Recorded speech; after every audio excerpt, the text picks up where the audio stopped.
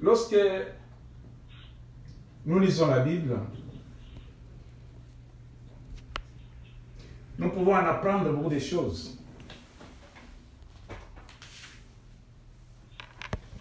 Nous pouvons apprendre comment s'engager. Nous pouvons comprendre qu'est-ce que c'est l'engagement.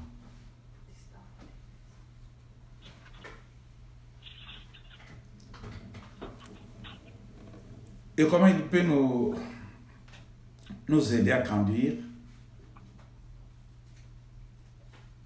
individuellement, même dans nos ensembles.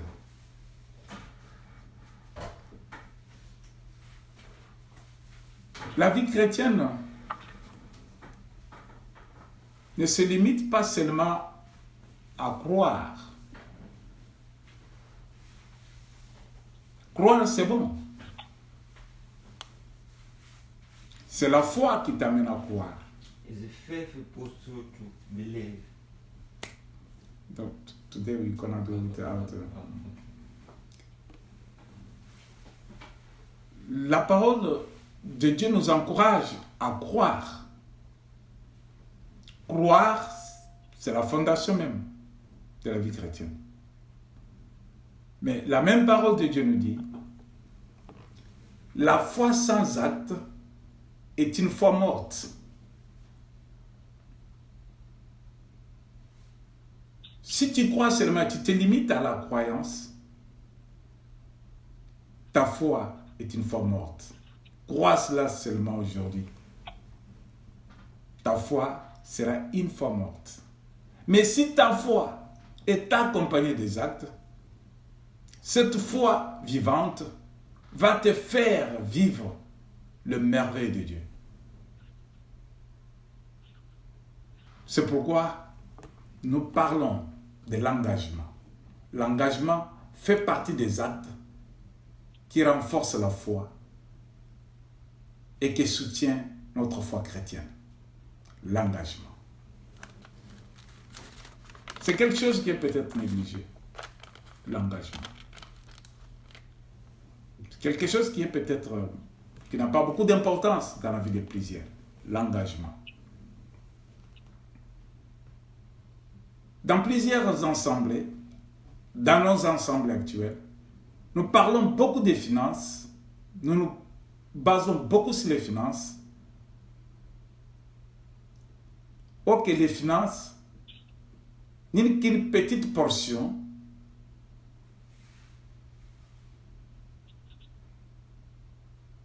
qui se retrouve dans l'engagement. Mais pourquoi négliger la totalité de l'engagement et se baser seulement sur une petite partie de cette recommandation? L'engagement, bien aimé, c'est une clé de réussite. L'engagement, c'est un accord, bien sûr. L'engagement, c'est une promesse. Cette action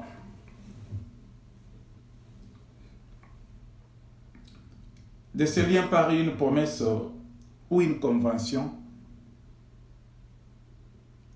fait que ta foi puisse déplacer les montagnes.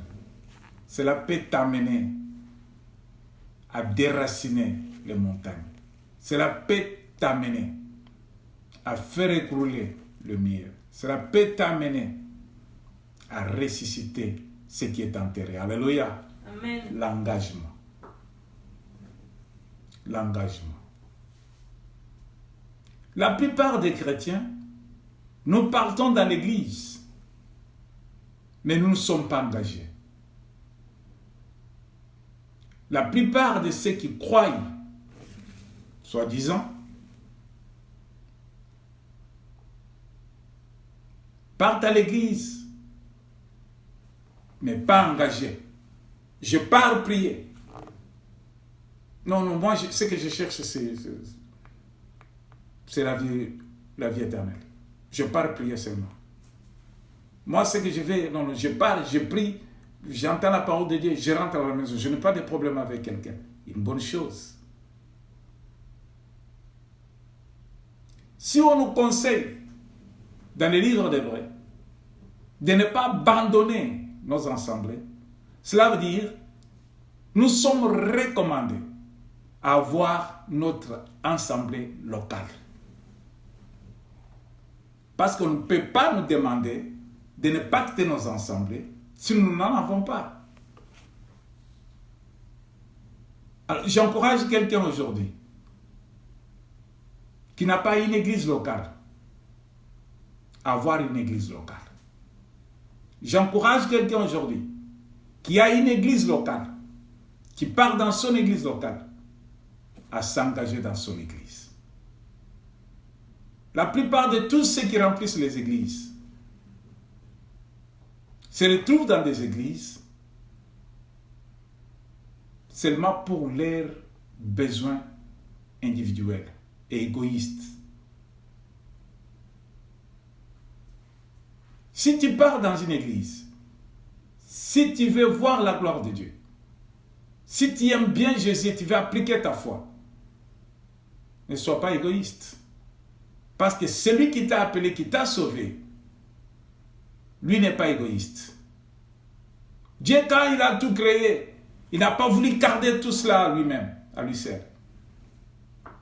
Dieu, quand il a créé, il crée le lundi, le mardi, mercredi, jeudi, vendredi, ça. Il se repose. Mais il pense avant de se reposer. Il pense à la responsabilité qu'il doit donner à quelqu'un d'autre. Créons l'homme à notre image. Dieu n'est pas ingrat. Il crée l'homme à son image. Il s'engage. Et il fait l'accord avec l'homme. Écoute ce que je t'ai dit. Tout ça, c'est pour toi. C'est toi qui dois tout diriger. Tu dois tout contrôler. Moi, Dieu, je te promets. Mais tu peux tout faire. Tu peux tout manger. Tu peux tout toucher. Sauf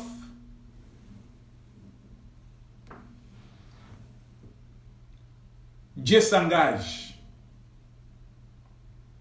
à partager sa responsabilité avec un homme, pas avec un animal. Si c'était avec un animal, on pouvait voir une chèvre qui devrait diriger le monde, qui pouvait être près de Dieu à tout moment. Mais Dieu permet que l'homme soit auprès de lui chaque fois. Dans son engagement, Dieu voulait que l'homme soit toujours avec lui. Dans son engagement avec l'homme, Dieu cherchait toujours l'homme, cherchait à converser avec l'homme. Dans l'engagement.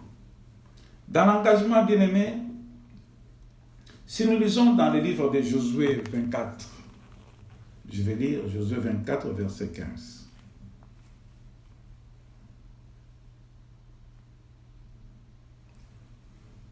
Josué. Je vais lire dans le livre de Josué 24.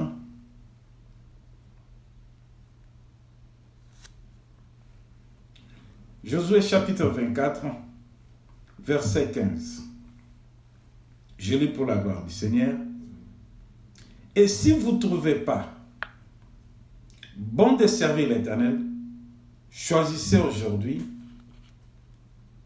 qui vous voulez servir, ou les dieux que servaient vos pères au-delà du fleuve, ou le Dieu des Amoréens dans les pays desquels vous habitez. Moi et ma maison, nous servirons l'Éternel. Je reprends encore.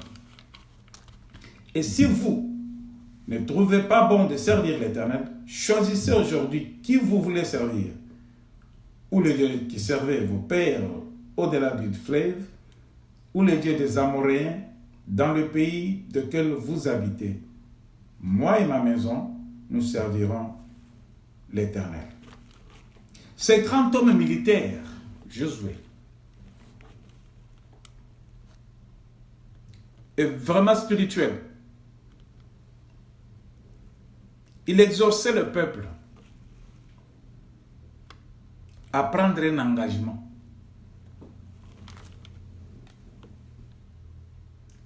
Et lui a pris lui-même et pour sa famille comme exemple en disant choisissez aujourd'hui. Moi et ma maison, nous servirons l'Éternel. Josué voulait faire voir au peuple qui n'avait pas une position fixe. Un peuple qui ne connaissait pas dans leur marche, dans leur vie, dans leur obéissance, dans leur choix, je voulais dire, qu'il y avait quelque chose qu'il fallait respecter. Si Israël s'est retrouvé dans la position où il s'est trouvé, mais ils ont oublié qu'il y a eu un deal qui a été fait, qu'il y a eu des promesses faites, qu'il y a eu des accords signés. Dieu nous a choisis comme son peuple. À notre tour, nous devons faire la volonté de Dieu. Alors, Josué, spirituellement, c'est un homme militaire. Il pouvait donner l'ordre, forcer les gens. Mais il a voulu faire comprendre au peuple que chacun de nous est libre. Que chacun de nous doit comprendre l'engagement qui existe entre nous et celui qui nous a libérés, celui qui nous a choisis. Qu'est-ce qu'on s'était dit avec ce Dieu? Pourquoi nous sommes attachés à lui? Pourquoi entre nous et lui, il y a quelque chose que nous appelons relation? Qu'est-ce que cette relation exige? Alors lui a voulu exhorter le peuple. Il dit à ce peuple, vous devez choisir aujourd'hui. Qui vous voulez choisir? Les dieux que vos pères ont servi de l'autre côté. Cela veut dire quand ils étaient dans les tourments, dans l'esclavagisme, quand ils n'étaient pas sauvés, ou bien à celui qui par sa grâce est venu nous choisir, nous sauver sans qu'on lui ait rien donné. Nous devons lui montrer aussi notre attachement de notre part. Lui les enseigne et donne même l'exemple. Il dit, je ne vous oblige seulement pas. Mais moi, je veux vous enseigner par l'exemple, en commençant par moi-même. Moi et ma maison, nous servirons l'Éternel. Moi et ma maison, nous servirons. C'était l'exemple qu'il a donné à Israël. Pour qu'Israël puisse comprendre que nous devons nous souvenir de notre engagement.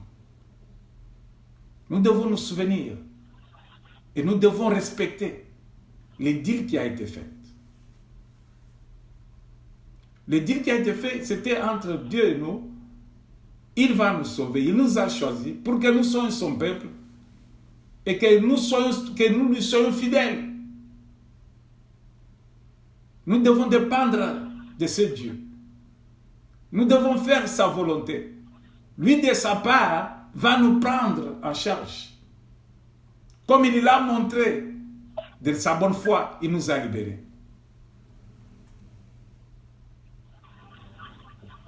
Mais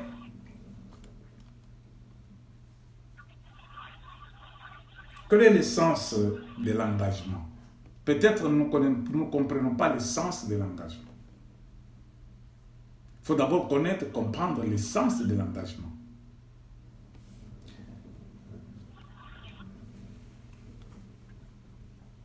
Cet acte par lequel on s'engage à accomplir c'est pour faire quelque chose, accomplir une promesse, une convention.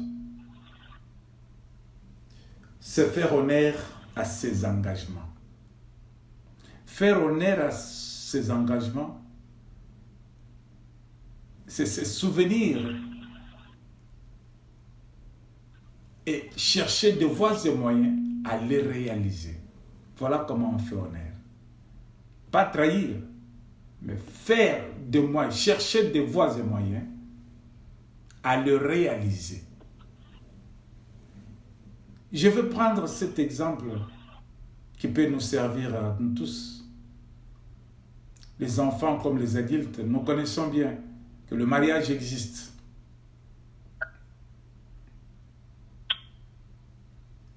Les gens se présentent devant le pasteur, devant le prêtre, devant les dirigeants de l'église pour se marier.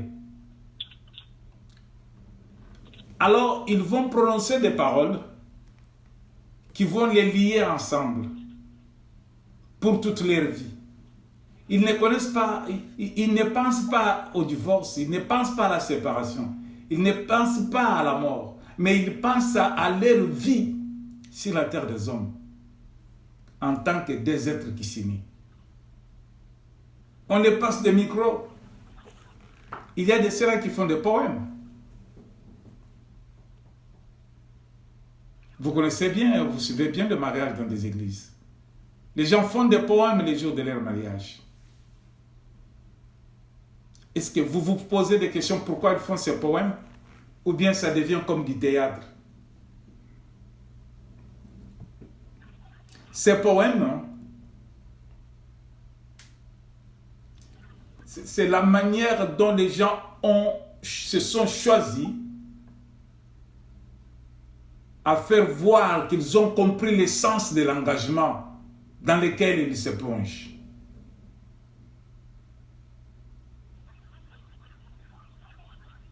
Et il conclut même en disant que jusqu'à ce que la mort nous sépare. Et ils ont compris l'essence de l'engagement. Je m'engage pour toujours. Comme j'ai compris l'essence, je dois honorer cet engagement et je dois vivre dans cet engagement. Je dois tenir à cet engagement. Je dois réaliser dans cet engagement.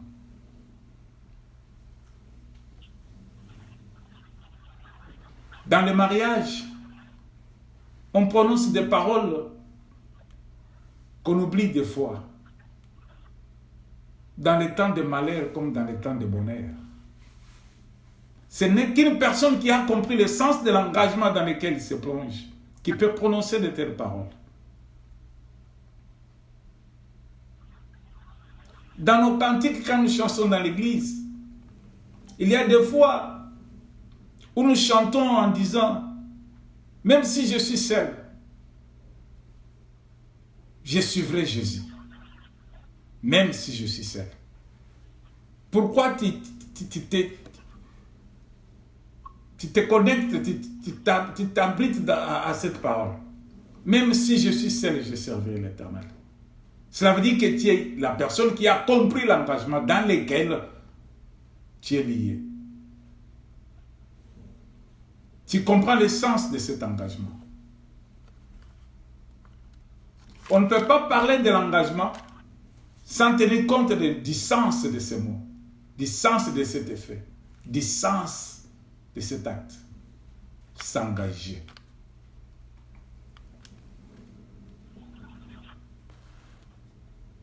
Peut-être tu peux te poser la question, comment faire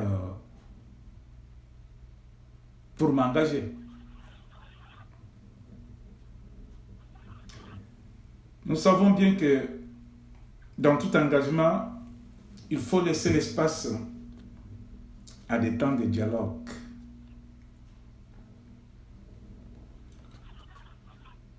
Pour être au clair sur les valeurs qui mobilisent et qui, sur la vision qu'on a des choses. Cela veut dire les rencontres gratuitement qu'on se laisse donner. Quand vous n'avez pas l'habitude de parler à quelqu'un chaque jour, cette personne, toi-même, tu la qualifies d'étranger. Ça veut dire, entre toi et cette personne, il n'y a rien de commun peut-être. Il n'y a point de lien. Il n'y a que le hasard. Il n'y a que des choses qui arrivent sans être proclamées. Mais quand vous vous donnez l'habitude de parler à quelqu'un chaque jour, vous donnez l'occasion, l'espace de ton jour à quelqu'un, à prendre tes 10 minutes, tes 15 minutes, tes 20 minutes, tes 30 minutes. Cela veut dire que tu as compris le sens de l'engagement et tu connais comment faire pour que cet engagement soit solide. Jésus-Christ a montré l'exemple de son engagement avec son Père. Et Jésus-Christ voulait que cette manière soit respectée aussi par tous ceux qui ont cru en lui comme Seigneur et Sauveur. C'est pourquoi il exigeait, il recommandait aux disciples de prier sans cesse. Jésus a donné l'espace de communication, de disponibilité entre lui et le Père. Jésus priait beaucoup. Il parlait à son Père à cause de leur engagement. Il donnait à son Père l'occasion de lui révéler des choses cachées. Il donnait l'occasion à son Père chaque fois de lui donner des instructions. Jésus à son tour donnait cette occasion afin de comprendre et de réaliser, parce qu'il ne voulait pas faire ce qui n'est pas dans le plan de son Père. Je suis engagé à mon Père. Je suis engagé avec mon Père. Mon Père m'a donné des instructions. Il faut que je mette ces instructions en exercice afin que lui soit glorifié et que moi aussi je sois glorifié. Alléluia. L'engagement. Souvent, nous partons dans les églises sans comprendre. Nous partons parce que les gens partent à l'église.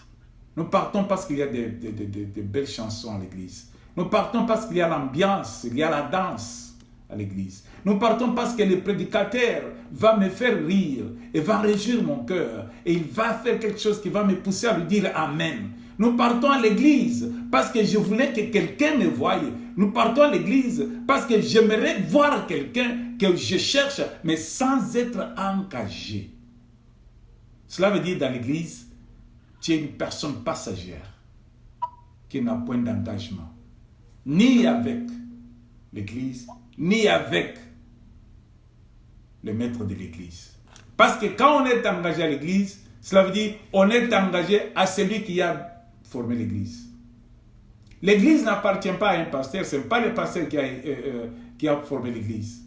L'église, c'est le corps du Christ. L'église appartient à Christ. Si l'église, c'est nous les humains, nous avons maintenant cette habitude de dire, je parle dans l'église de tel pasteur. Non, le pasteur n'est pas le responsable de cela. Il est le serviteur de Jésus-Christ, le berger de l'assemblée. Mais l'église appartient à Christ. Alléluia. Amen. Si tu as un problème dans l'église,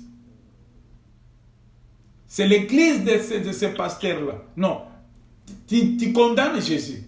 Le pasteur-là est là comme un gardien, un représentant. Quelqu'un par lequel le maître vient et verse sa volonté pour qu'il puisse dispatcher cette volonté. Mais le maître de l'église, c'est Jésus-Christ. L'église appartient à Christ, l'église n'appartient pas aux hommes.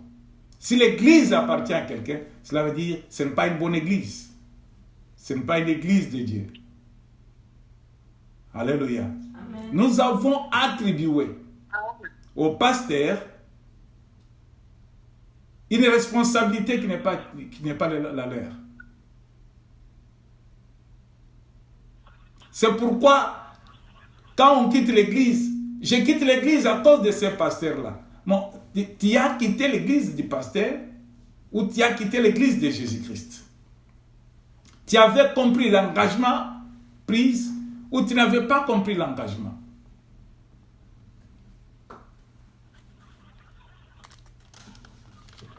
Bien-aimé, il y a des choses, quelques 3 points que je vais partager avec vous.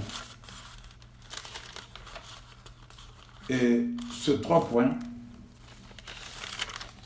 qui vont nous faire du bien, ces 4 points. Ce qui compose l'engagement. L'engagement est composé. L'engagement n'est pas seulement simple comme nous le croyons. Si c'est simple comme nous le croyons, c'est ainsi qu'il y a des gens qui vont à l'église sans comprendre. Dans l'engagement, il y a des choses que nous devons comprendre. Si nous comprenons ces choses, nous dénichons ces choses, nous les appliquons, cela veut dire que nous avons compris l'essence de l'engagement et nous avons compris à quoi nous nous engageons et nous allons vivre selon notre engagement. Première chose qui est dans l'engagement. La première chose qui est dans l'engagement, c'est la confiance. Alléluia. La première chose qui est dans l'engagement, c'est la confiance. Je ne peux pas m'engager dans une histoire où je n'ai pas compris, où je n'ai pas confiance. Je ne peux pas m'engager dans un mariage avec quelqu'un que je n'ai pas confiance avec.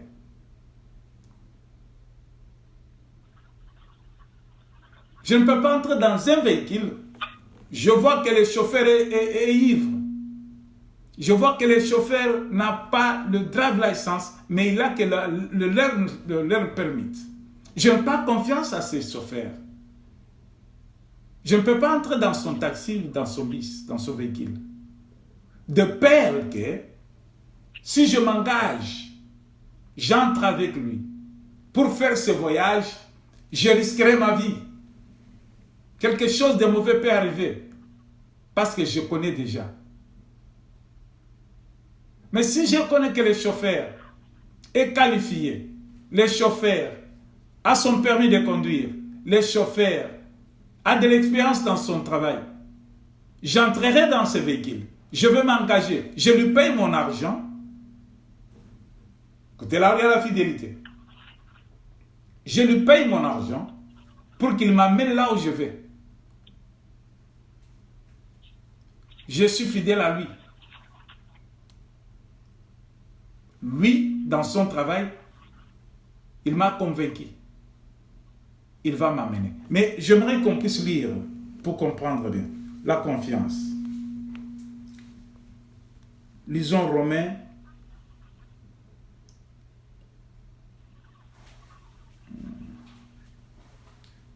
Psaume 117, verset 9. Je vais lire pour la gloire du Seigneur.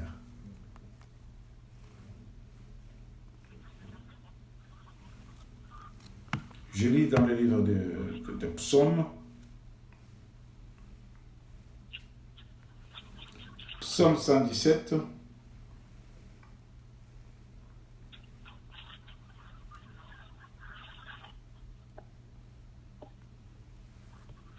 Psaume chapitre 117, verset 9.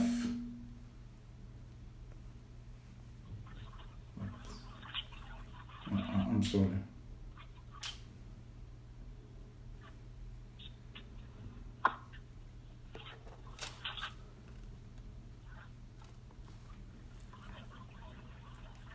Oh, I'm sorry. Psaume 118, je voulais dire.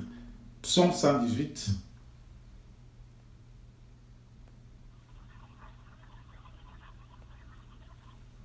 Je commence au verset 5. Je pars jusqu'au verset 8.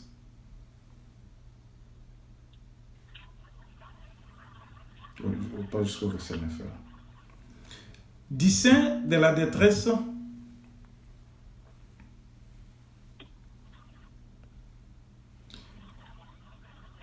Discern de la détresse, j'ai invoqué l'Éternel. L'Éternel m'a exaucé, m'a mis au large. L'Éternel est pour moi, je ne crains rien. Que peuvent me faire des hommes? L'Éternel est mon secours, et je me réjouis à la vie de mes ennemis. Mieux vaut chercher un refuge en l'Éternel que de se confier à l'homme. Mieux vaut chercher un refuge en l'Éternel que de se confier au cran. Je termine par là. Je peux prendre les deux dernières là, 8 et 9. Mieux vaut chercher un refuge en l'Éternel que de se confier à l'homme. Mieux vaut chercher un refuge en l'Éternel que de se confier au cran. Quand on a la confiance, on doit comprendre que dans mon engagement, de la même manière que moi, je respecte notre accord, l'autre partie, la partie avec laquelle je suis engagé, va respecter de sa part son accord. Parce que l'Éternel Dieu nous a dit de ne pas nous troubler, qu'il sera avec nous tous les temps. Alors, quand moi je pense, je suis dans la détresse, je suis dans des difficultés, je suis dans des problèmes, autant me confier à l'Éternel que de se confier aux hommes. J'ai confiance à l'Éternel parce que je connais que dans sa fidélité, il est fidèle à ses propos, il est fidèle à ses promesses, il est fidèle à l'accord fait. L'Éternel ne va pas m'abandonner. Si je me confie aux hommes, les hommes, souvent, ils oublient leurs promesses. Pas seulement qu'ils n'ont pas besoin de le faire et qu'ils le font par la mauvaise foi, mais ils peuvent oublier. Les hommes oublient. Alléluia. Amen. Notre mémoire, notre capacité intellectuelle peut nous amener à l'oubli. L'oubli se trouve dans la mémoire de l'homme. Mais dans la mémoire de Dieu, l'oubli n'est pas là. L'oubli n'est point là. L'oubli n'existe pas. Dieu n'oublie jamais. Si je me confie à l'homme, l'homme peut oublier. Ou bien il peut le faire par force, de force. Il peut dire, je ne le fais pas. Ah, pourquoi je dois le faire? Moi, je ne suis pas son esclave. Je ne dois pas le faire. Non, moi, je ne suis pas là seulement pour l'assister, pour l'aider. Je ne dois pas le faire. Ah, il m'appelle souvent. Non, cette fois-ci, je ne prends pas son téléphone. Il m'appelle, mais il me dérange quand je dois. Il me dérange. Mais l'homme peut se tromper. L'homme peut oublier. L'homme peut le faire, consciemment ou inconsciemment. C'est l'homme seul qui connaît ses raisons. Mais Dieu n'oublie pas. Il n'oublie pas. Ce qu'il a prononcé depuis le commencement, à nos jours, si vous comptez les années, tu verras que la même promesse, la même parole se réalise toujours.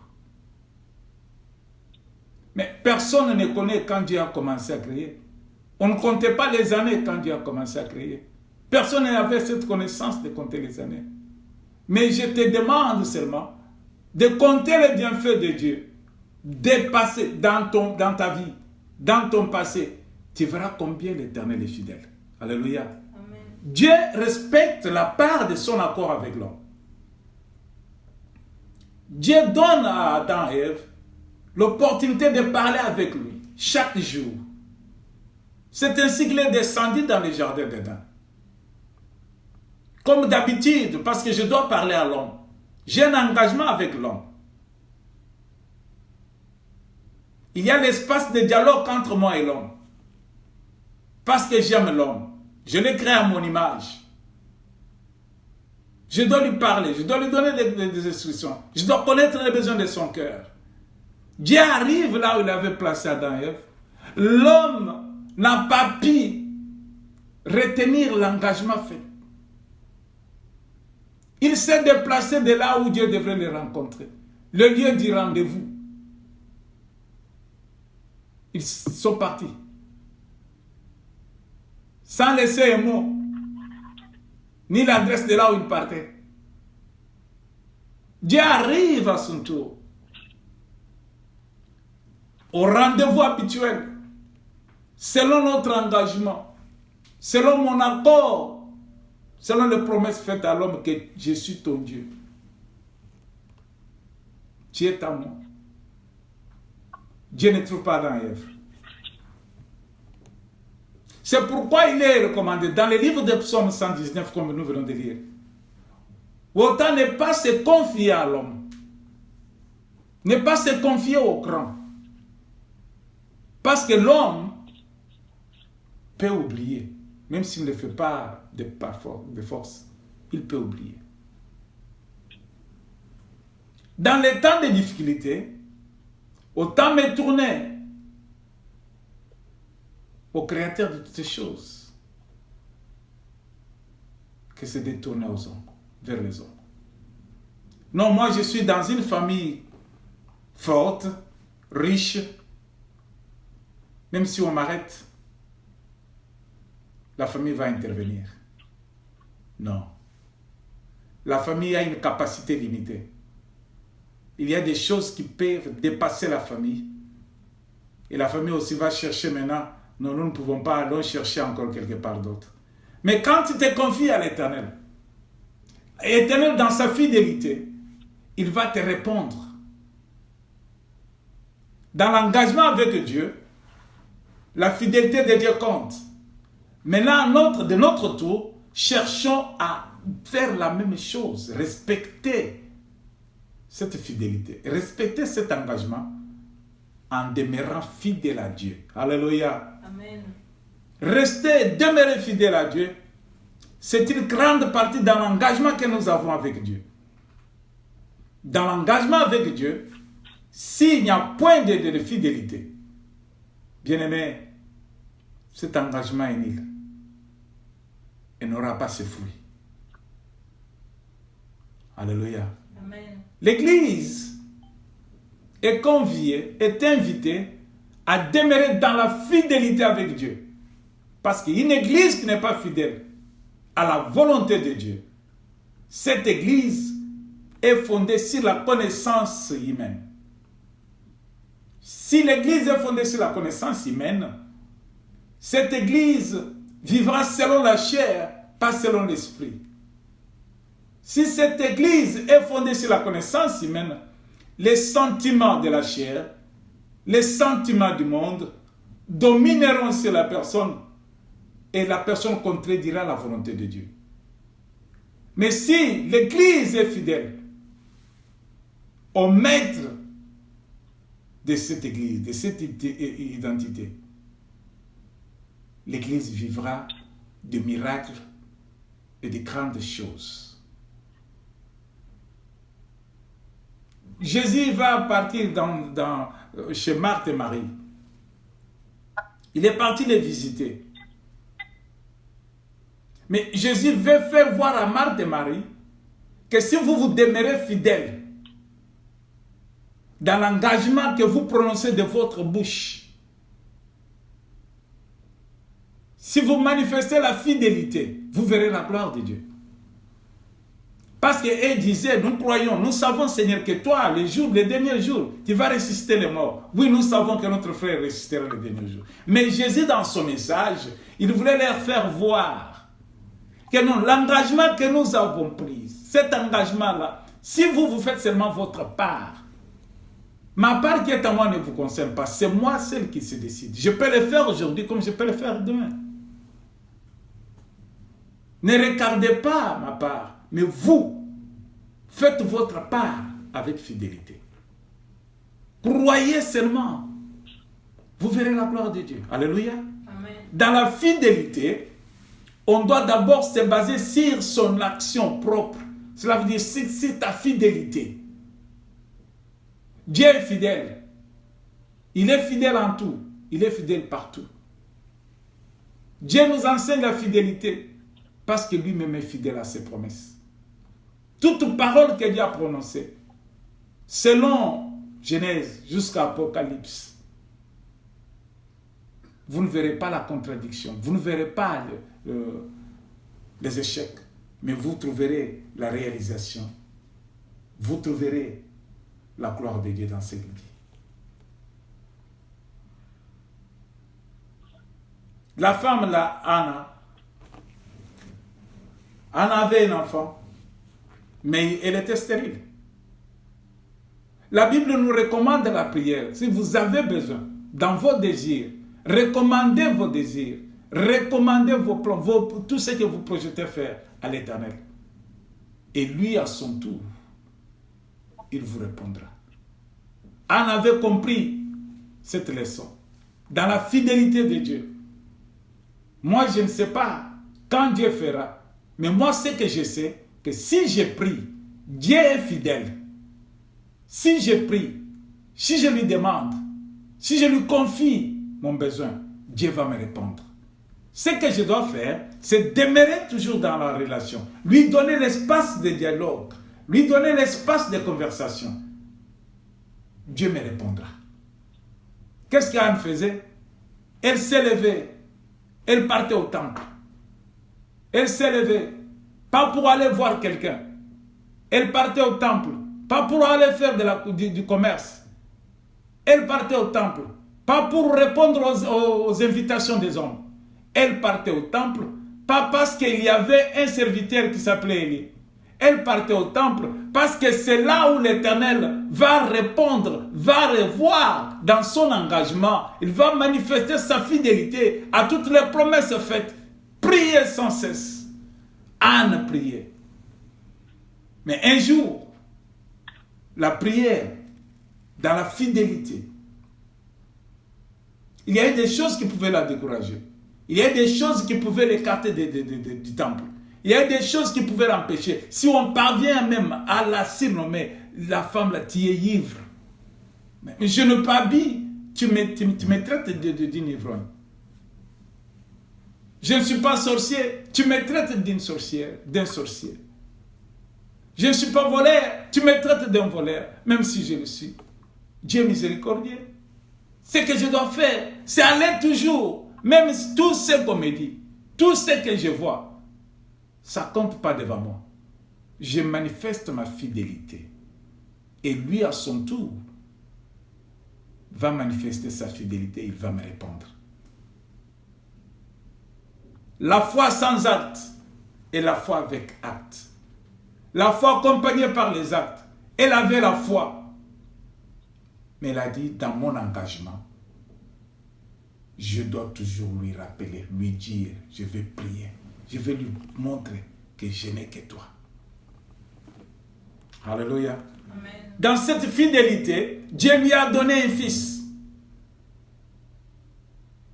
Aujourd'hui, vous parlez du prophète Samuel. C'est un fils sorti d'un engagement. Un engagement qui a été témoigné par la fidélité. Alléluia. Si dans l'engagement, la fidélité ne soutient pas ton engagement, bien-aimé, ton engagement dans ton ensemble, ton engagement dans le mariage, ton engagement dans ton travail, ton engagement dans tes affaires, ton engagement là où tu es lié, je te dis que cet engagement-là est nul. L'engagement fait partie, la fidélité fait partie de l'engagement. Je vais partir. Deuxième chose.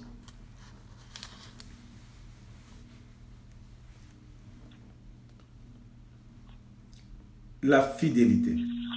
Exode 19:5.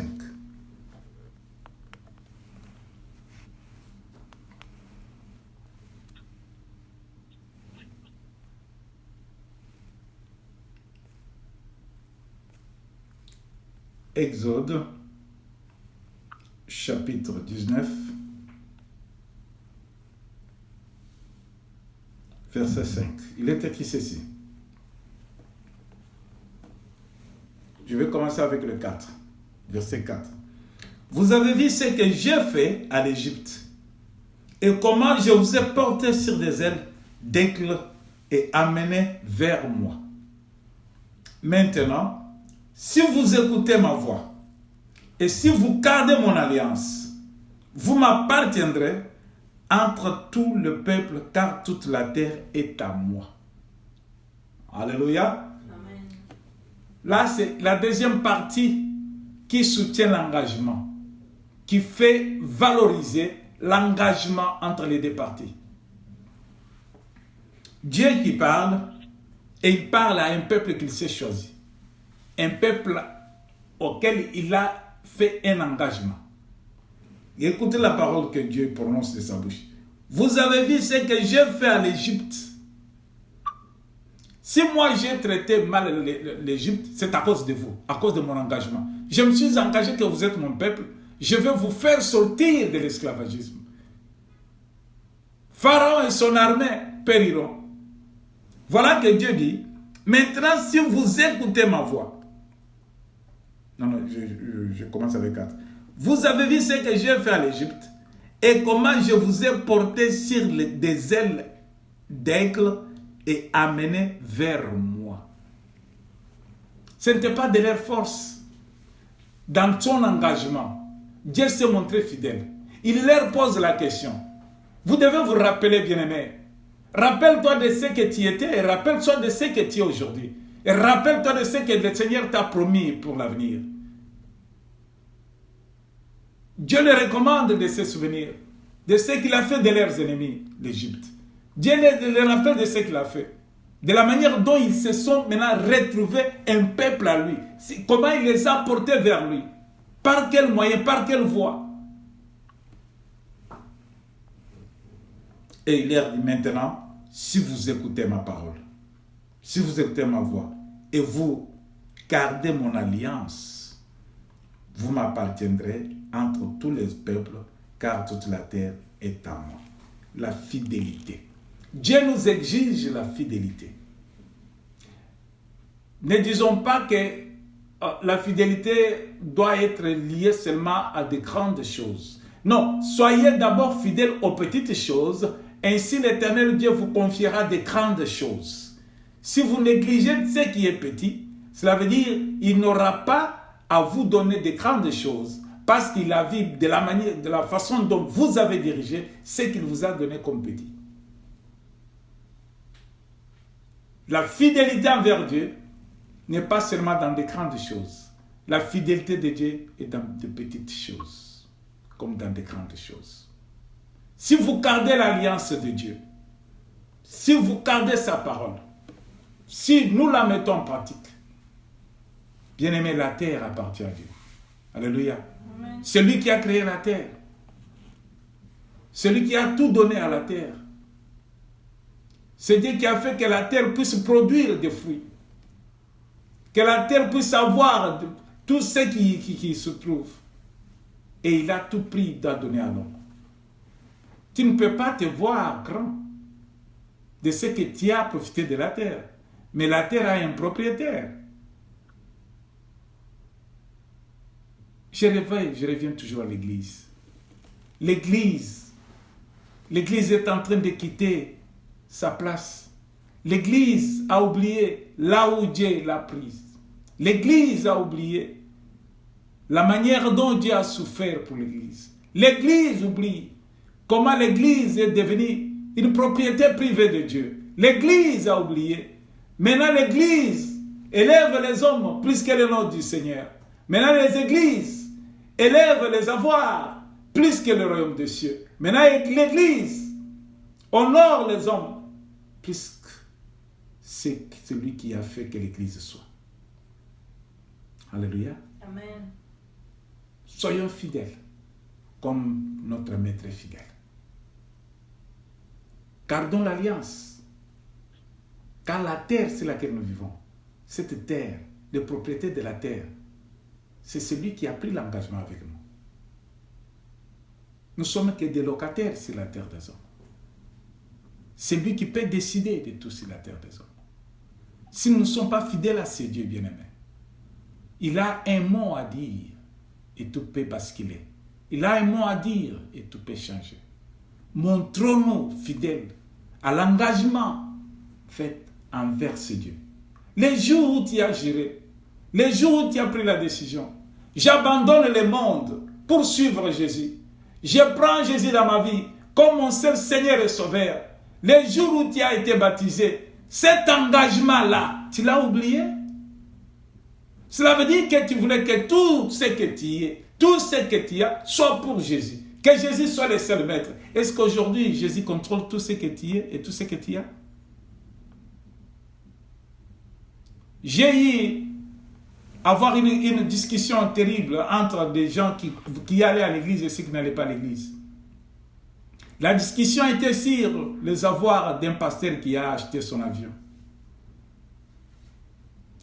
Alors, ceux qui étaient faibles dans la foi, ils ont dit, oui, le pasteur est en train de marcher dessus nous.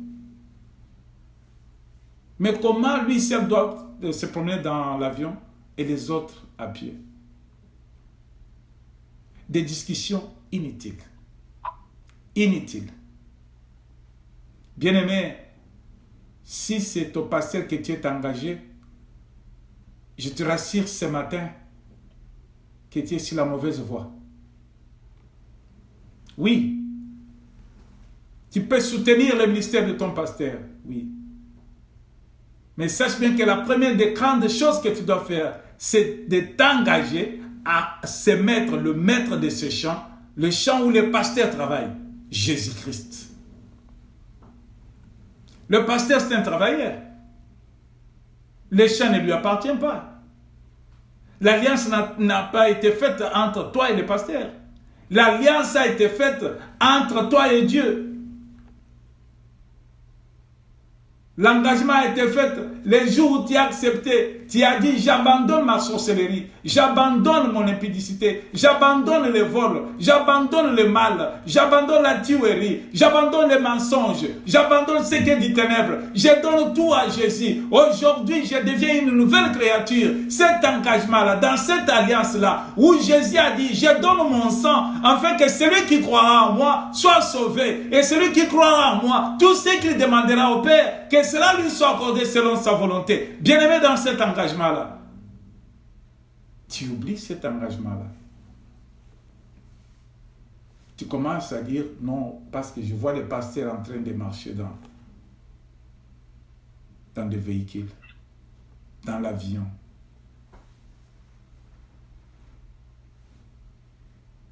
Tu risques de rater ce qui est essentiel pour toi.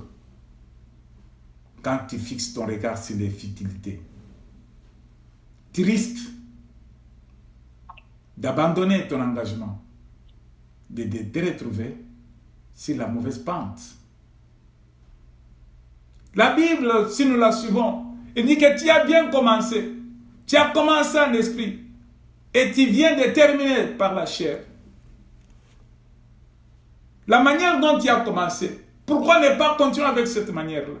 Cela veut dire que je n'ai pas des yeux physiques, mais moi j'ai des yeux spirituels.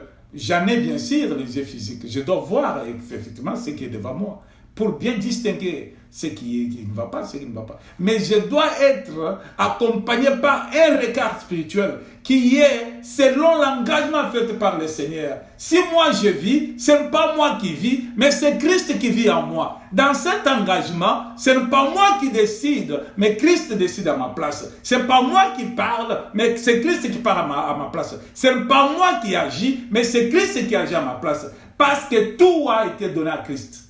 La direction est à Christ. Moi, je suis qu'un exécutant. C'est lui qui voit, et c'est lui qui me commande, et c'est lui qui m'oblige. Faites ça, allez là-bas, rentrez ici, assoyez là-bas, faites ceci. Alléluia. Amen. L'engagement dans la fidélité. L'engagement dans la fidélité. Le meilleur exemple que nous connaissons tous, c'est la fidélité dans les mariages. La fidélité dans les mariages. Les infidèles seront jetés dans le feu. Tu es infidèle à l'engagement, tu seras jeté dans le feu. Tu es infidèle dans l'engagement avec le maître de la terre et du ciel, tu seras jeté dans le feu. Mais pour éviter cela, bien-aimé, dans cet engagement, nous avons goûté aux choses du ciel, aux choses célestes, aux choses du royaume. Soyons collés à ces choses. Qu'importe les temps, qu'importe les vents, qu'importe les difficultés, qu'importe les dires des hommes, qu'importe l'endroit où nous nous retrouvons, même si nous sommes isolés, même si tous nous abandonnaient, même si tous nous minimisaient, même si tous se moquaient de nous, mais nous savons que nous avons l'engagement envers celui qui ne se moquera pas de nous, envers celui qui ne se trompera pas de ses besoins, envers celui qui dit la chose et la chose s'accomplisse, envers celui qui a son regard sur nous jour et nuit, envers celui qui a des des ailes qui nous couvrent quand tout marche mal, envers celui qui va nous porter comme sur les ailes de l'aigle pour nous amener vers lui. Confions-nous à ce Dieu. Soyons fidèles à ce Dieu. Alléluia. Amen. La fidélité. La fidélité. Je vais bien terminer. Je veux bien terminer par l'entraide. Alléluia. Amen. S'entraider, ça fait partie de l'engagement. Tu ne peux pas dire que tu t'es engagé et dans ton engagement, il n'y a point d'entraide. Quand il y a l'accord entre deux parties ou plusieurs parties, cet accord exige l'échange entre les deux. Dans cet échange,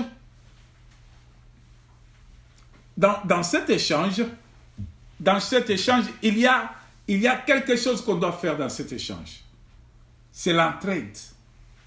Mais nous ne pouvons pas aider Dieu. Nous ne pouvons pas aider Dieu. Mais Dieu peut nous aider. Alléluia. Amen. Dieu nous aide. Mais nous ne pouvons pas aider Dieu. Parce qu'il a tout. C'est que nous, à la place d'aider Dieu, c'est que nous allons servir Dieu. Alléluia. Amen. Je ne peux pas aider Dieu, mais je vais servir Dieu. Dieu dit, j'ai besoin de gagner l'âme de quelqu'un qui est en Inde. Mais toi, tu es en Amérique. Mais tu as la facilité de ton téléphone, sur ton téléphone. Si ton téléphone, qu'est-ce que tu fais sur ton téléphone? Tu as des connexions avec les gens de l'Inde. Mais dans ton téléphone, au lieu d'envoyer les passages bibliques, selon les besoins de Dieu, il veut atteindre quelqu'un qui est en Inde. Mais il veut t'utiliser toi qui es en Amérique, par exemple, toi qui es en Afrique. Mais si ton téléphone, tu es en train de bourrer la mémoire de ton téléphone avec des messages inutiles. Quand tu vois quelqu'un qui a tapé son épouse ou bien une femme qui a abandonné son mari, c'est ça que toi tu es en train de publier. Parce que ça fait rire.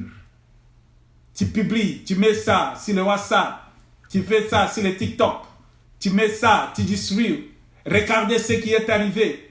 Regardez ce que cet homme a fait. Écoutez ce que cet homme a dit. Mais pour que tu puisses publier les versets bibliques qui peuvent sauver quelqu'un, si ton téléphone, les moyens par lesquels Dieu t'oblige d'atteindre quelqu'un qui est en Inde, tu ne le fais pas. Alléluia. Amen. Il y a des messages prophétiques. Il y a des messages que l'Éternel Dieu envoie à son peuple. Mais il veut que toi qui as déjà goûté aux bonnes choses du royaume, tu sois celui qui doit amener ce message. Tu dois servir. Tu ne dois pas aider. Ça, ce n'est pas aider Dieu. C'est servir Dieu. Dieu n'est pas aidé, mais on peut servir Dieu. Il nous utilise, nous, dans son engagement. Il veut que nous soyons ses serviteurs et servantes. Tout ce que tu fais sur la terre des hommes, qui est bon, cela veut dire que tu sers Dieu. Alléluia. Amen.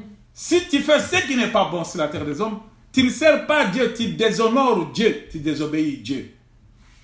Alors pour servir Dieu, pour atteindre la personne qui est en Inde, tu envoies tes messages dans le WhatsApp.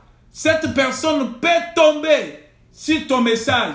Et ton message dit quoi? Crois seulement en Jésus. Tu seras sauvé, toi et ta famille. Et je suis licoté par notre coutume, par notre culture, par notre ignorance, par la méchanceté du monde. Mais cet homme, il m'a amené dans un passage qui me dit que je peux être sauvé.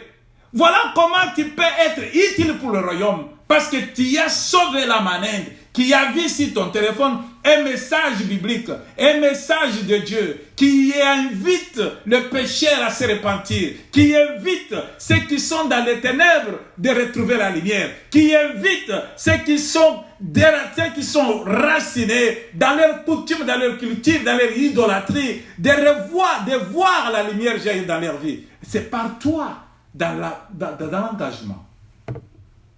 Entraider. Tu as aidé cette personne, mais tu as servi Dieu. Alléluia. Amen. Tu peux aider quelqu'un quelque part. de ce que tu as, ce que tu as déjà entendu, ce que tu as déjà reçu. Tu peux aider quelqu'un en Afrique. Tu peux aider quelqu'un en Amérique. Tu peux aider quelqu'un dans ta famille. Tu peux aider quelqu'un à ton travail. Tu peux aider quelqu'un, bien-aimé, à cause de ce que tu as eu, la parole que tu as reçue. Le verset biblique se trouve dans ton téléphone. Le message de ton église, le dimanche que tu as partagé. Quelqu'un peut tomber sur ce message. Tu ne l'as pas envoyé, mais tu as publié ça. Quelqu'un peut tomber là, que tu ne connais pas. Mais cette personne, à travers ce que tu as mis, ce que tu as publié, cette personne retrouve le salut. Il retrouve la vie éternelle. Et voilà comment tu as aidé quelqu'un en servant Dieu selon l'engagement fait. Alléluia. Amen. Mais quand on lit dans la solidarité, lisons un peu dans Hébreux 10, 25. Là, nous allons lire des versets. Nous allons lire Hébreux et un autre verset. Je lis d'abord Hébreux. Oh, il est presque temps. Pour terminer. Hébreux.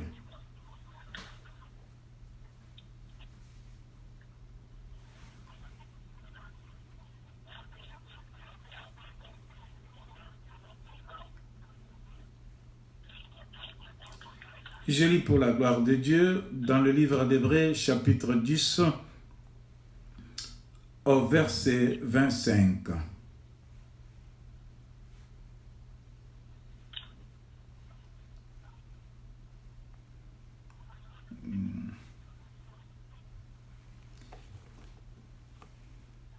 N'abandonnons pas notre assemblée, comme c'est la coutume de quelques-uns, mais exhortons-nous réciproquement, et cela d'autant plus que vous voyez s'approcher le jour. Ça, c'est un. Deuxième, je lis dans le livre de 2 Timothée 2, 22. Timothée 2. Pour terminer, Timothée 2, au verset 22.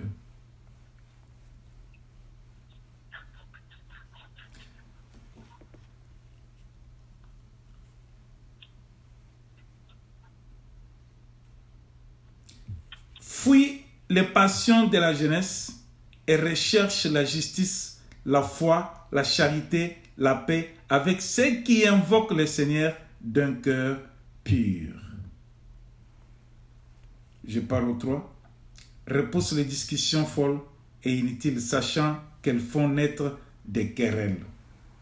Comment on peut se solidariser? Il faut avoir la solidarité, bien aimé, quand on fuit la passion de la jeunesse et on cherche la justice, la solidarité. On cherche la justice, la foi, la charité, la paix avec ceux qui invoquent le Seigneur d'un cœur pur. Je ne peux pas me solidariser avec quelqu'un qui contredit, qui peut faire nuire ma foi. Je vais me solidariser avec la personne qui partage la même foi, la personne qui peut être profitable à ma marche vers la vie éternelle. Si la personne, si dans la vie de la personne, il y a, je vois la justice, la personne fait vivre ma foi, la charité et la paix, c'est cette personne-là, je vais me coller avec. Je vais faire que mon engagement avec elle, soit l'engagement qui doit durer. Et c'est cet engagement-là qui va nous amener, comme nous avons dit dans Hébreux, de ne pas abandonner nos ensembles. Ceux qui élèvent leur voix, leur main avec pureté, c'est ceux-là qui s'unissent, qui sont d'un commun accord, qui se sont engagés pour le royaume. Mon frère et ma sœur en Christ, nous nous sommes engagés. Il ne faut pas qu'il y ait des querelles entre nous. La solidarité entre nous, l'Église, est l'exemple qui va faire que le monde quitte le monde puisse s'unir à nous. Qui fera que ceux qui ne connaissent pas la vérité puissent connaître que nous sommes dans le vrai et ils vont abandonner le mal, ils vont suivre Christ. C'est pourquoi dans notre Église, nous ne devons pas quitter nos assemblées. Parce que si nous quittons, nous fragilisons d'abord notre assemblée. Il y a des faibles qui vont se poser des questions. Pourquoi la personne est partie? Pourquoi la personne a quitté? Qu'est-ce qu'il a vu dans l'église? Oh non, dans l'église là, le pasteur est sorcier. Dans l'église là, le pasteur est ceci et cela. Dans l'église là, il y a un frère qui me regarde mal. Dans l'église là, on n'aide pas les gens. J'étais dans les problèmes, on ne m'a pas donné de l'argent. Tu n'es pas parti à l'église pour qu'on puisse te donner de l'argent. Tu es parti à l'église pour chercher la face de Dieu, pour chercher le royaume. Cherchez d'abord le royaume des cieux, le reste vous sera donné par-dessus. Dans l'engagement avec le Seigneur bien-aimé, nous devons être unis comme un, comme Christ est un avec le Père. Vous savez, dans l'engagement, je termine par là parce qu'il est temps, je ne continue pas. Je sais bien que vous connaissez l'histoire de Ruth et Naomi. Cette femme qui n'était pas de la même contrat avec Naomi. Cette femme s'est retrouvée mariée à l'enfant de Naomi. Mais l'enfant de Naomi est mort. Mais la femme devrait partir parce que le mariage est fini. La personne qui était son mari est mort. Qu'est-ce que tu dois rester? Mais la femme a cherché à faire respecter cet engagement. Elle a dit, comme je m'étais engagé, que j'entre dans cette famille, je ne quitte pas cette famille. La femme dit à Ruth, non, tu es jeune, tu peux te remarier. Tu dois partir. Mais Ruth fait voir le rôle de son engagement, la fidélité à son engagement, l'entraide à son engagement. Ruth fait voir la fidélité. Bien-aimé, elle a dit, ton peuple sera mon peuple. Là où tu vas mourir, c'est là où moi aussi je vais mourir. C'est ça qui nous est demandé dans notre engagement. L'Église, on nous demande cet engagement envers le Seigneur. Jésus-Christ, là où tu vas, c'est moi où je vais. Jésus-Christ, c'est ton nom là, c'est ton nom que je vais porter. Jésus-Christ, tout ce qu'on me dira, ça ne va pas entrer. Mais ce que toi tu me diras, ça va entrer, ça va rester là-bas et ici. Jésus-Christ, c'est toi que j'ai choisi. Si tu m'amènes aujourd'hui, que je reste ici, je resterai. Si tu me recommandes de partir là-bas, j'irai. Si tu me dis, viens ici, je viendrai. Si tu m'envoies, j'irai là où tu m'envoies. Je resterai fidèle à toi. Bien-aimé, dans cette histoire de Ruth, dans cette histoire de Ruth et Naomi, vous trouverez qu'il y a l'entraide, il y a la solidarité, il y a la confiance, il y a la fidélité. Soyons unis, soyons collés, manifestons l'engagement. Comprenons l'engagement. Cet accord fait avec Jésus-Christ.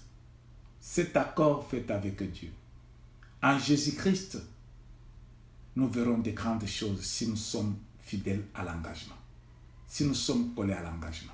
Alléluia. Amen. En Jésus-Christ, tout est possible à celui qui croit. Quand vous regardez la fidélité qui était entre Jonathan et David, bien-aimé, pourquoi tu ne peux pas prendre ce modèle d'engagement? Parce que Jonathan a dit, moi, je préfère mourir, mais il faut que je protège David. David ne doit pas mourir. Malgré que mon père n'aime pas David, mais je n'abandonnerai pas David. Il était là en train de donner des conseils à David, de donner des directives, des possibilités, des moyens de s'écarter de la mort, du plan malveillant de son père.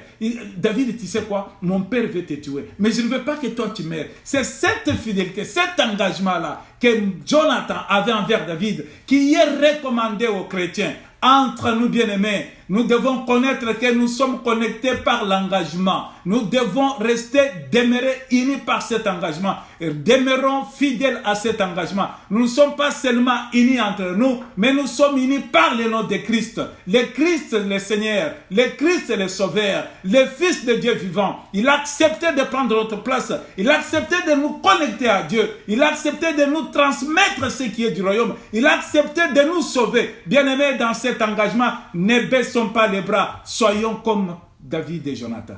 Alléluia. Amen. envers Jésus. Soyons unis. Bien-aimés, je peux aller loin, mais parce que nous n'avons pas le temps. Il y a beaucoup d'exemples. Abraham, Dieu lui dit, prends ton fils, l'unique là, et tu me donnes ce fils. Abraham pense à l'engagement qu'il a fait avec Dieu. Abraham dit que tout ce qu'il m'a demandé, tout ce qu'il va me demander, je vais lui dire parce que ça vient de lui. Je respecte mon engagement. Je respecte mon engagement. Dans ses promesses, je sais bien que lui, il est Dieu.